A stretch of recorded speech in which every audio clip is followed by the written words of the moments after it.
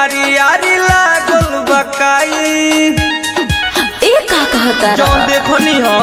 बोला कितना के बाड़ू करैले टराई तोहरा पोखरा के यारी यारी लागल बकाई तोहर नई हर के गलती हम धइले बानी तोहर नई हर के गलती हम धइले बानी हम कुआरे में कुआं खोदवाइले बानी हम कुआरे में कुआं खोदवाइले बानी ओही कुआं में यार के नहवाइले बानी ओही कुआं में यार के नहवाइले बानी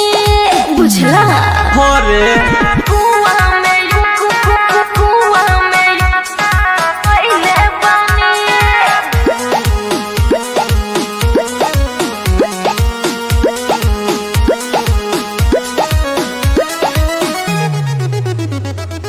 चाल चलन से बुझा जात बाड़ू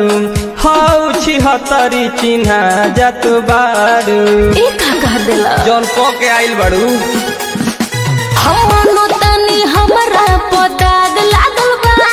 तोहरा पर कौन सिल पे के मोहर लागल बा हम अगुआ से धोखा जाने खइले बानी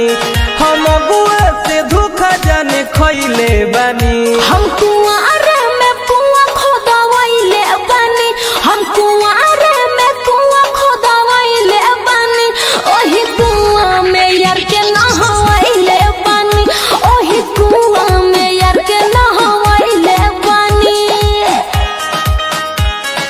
वाइले बानी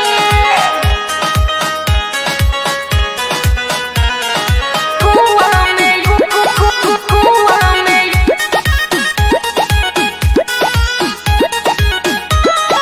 होखतावे टेंशन हमके बड़ी हार्ड हो लोग तो कही मौगी करही अपराध हो के कही हो बतावा राकेश कहता रह ए हो